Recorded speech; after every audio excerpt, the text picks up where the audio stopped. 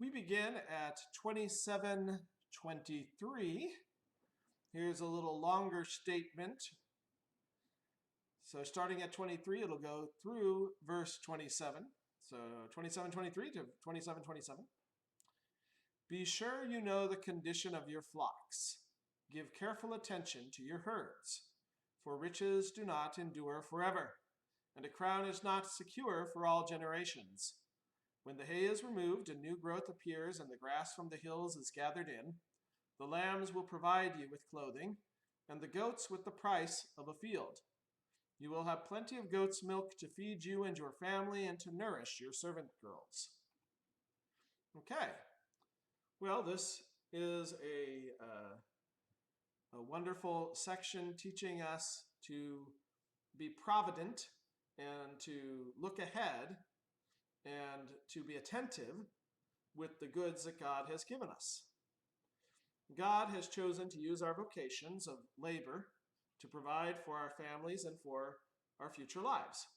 And we normally here right now think of this in terms of money, but then at the time of the writing of the Proverbs, they thought of this as terms of possessions. And the possessions they really thought about from a society which was moving from traveling to agrarian, from herdsman to agrarian, were the flocks. The flocks provide for the goods that you have, and you keep track of your sheep and your lambs so that eventually they grow a beautiful coat of wool. You keep track of your goats so that you can make milk and cheese and maybe perhaps have a nice meal. You keep track of all these goods God has given you, because upon these is your present wealth, but also on these is your future wealth and your future ability to avoid starvation and avoid calumny. So here it says, you want to be out among your flock. Yes, you could leave your flock alone and you could hope that it's doing well. But you need to check on the condition of your flock, and you need to go out and make sure that they are safe, that they haven't gotten a sickness or disease or been stolen. All these different possibilities that occur. So you need to be attentive in and among the things that God has provided you with, the things with which we now have to work, because the curse is that by the sweat of the brow you're going to have the fruit from the field. So you have to be out in and among these things, active, continuing to use the reason and the wisdom God has given us so that you can keep track of how they're growing and where they will reach in the future. And we're not certain that they will attain to the status that we would like. There's many things which could intervene, but as a general principle, if you are attentive, if you are doing the things necessary to have your flock grow and be healthy, then God will provide you with a healthy flock at the necessary time. He says he's going to provide for all our needs, and don't worry, even the flowers have all their needs provided for, and the birds have all their needs. But the birds go out, they get the worms, they get the twigs for their nests, they prepare things for the future, they fly south when the weather gets cold, they fly north when it's warm. So even they, in their birdly, I'm not sure if you call them vocations, but the way God has created them, they do the necessary things. They're involved in the things God has given them to assure that in the future they will have the blessings God means for them physically. Now, this also applies not just to our home and to our job. This applies to our families. Our kids need to be checked upon. Their condition needs to be, we need to be attentive to it. Are they receiving the wisdom of God? Are we bringing them up in the nurture and admonition of the Lord? Are we putting the Lord's commandments on the door frame, and so that they go in and come out and they learn the design of God's command? It applies to our marriages.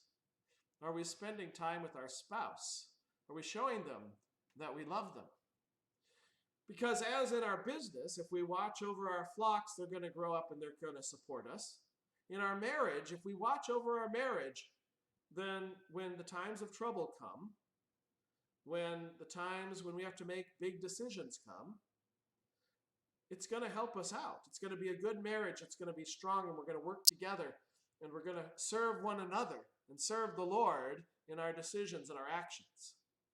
And when we get old and our kids now get to honor their parents by taking care of us, and they get to honor us by taking care of their own children, and they get to honor God by joining in his community, then we would have put the foundation down there, the foundation of Christ and his wisdom, so that when those events happen, our kids are ready, they're able to do the necessary things to continue to bless the people of God. Let's move on to chapter 28. The wicked man flees, though no one pursues, but the righteous are as bold as a lion. I don't have to look over my shoulder, Lord willing, because I have been righteous. So I'm not looking for speed traps all the time if I'm driving at or under the speed limit or near the speed limit on the highway. There's no one to flee. I certainly don't have to worry about my taxes since I paid my taxes. And I don't have to worry about God punishing me, not because I've been particularly not sinful, but because I have Christ, and I know where the punishment came. So I don't need to flee God. I don't need to flee his righteousness and his blessings. Sometimes little kids try to hide when dad comes home because they know they're in trouble, or they try to conceal from mom because they did something. Well, if you behaved in the manner which pleases your parents, then instead you meet them with joy and hugs. So live according to the wisdom of God. Not only is it much better because it blesses others, it leads to life, but it also takes away fear from your life. Even death itself.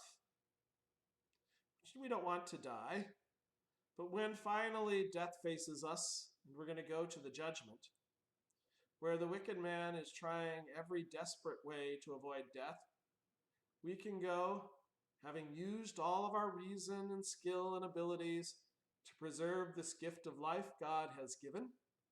We can go, though, in peace to our death, knowing that this is going to be a better joy that comes. Let's do one more verse. When a country is rebellious, it has many rulers, but a man of understanding and knowledge maintains order. All right. We probably more deal with this as families, but let's go to the bigger perspective. If we have a well-organized country which is directing things by the wisdom of God to the benefit of those under it, people tend to work together to achieve a single goal. So when we attempted to go to the moon, we had entire groups of people and walks of life all coming together under this one idea that we as the United States could achieve landing on the moon. And it drew people together and had them operating in concerted effort. Or in the case of this vaccine which came out, there was a lot of good rule when it came to this vaccine being finished in a year. Okay? It was well directed. It seems to be being delivered now, so I think that seems to be a good out product. I'm not saying it was perfect, or there weren't some who were on the outskirts tugging away to different ways, kind of rebellious. But when a country is operating under a unified principle, it works together toward a unified goal. Same goes in a family. If you have a unified principle in your family, then the kids, the parents, you're working toward a common goal. And we should be unifying our family's principles around Christ, around the common goal of loving one another and loving our neighbors. When you do that, you tend to have a family, yes, there's sin and outbursts of sin, and we are sinners and saints. But you tend to have a family which enjoys each other and operates well together. So work toward good principles, set them up according to the wisdom of God, and then rule in such a way that you're drawing people's eyes toward those good goals and the good precepts which develop to those goals. Let's stop there.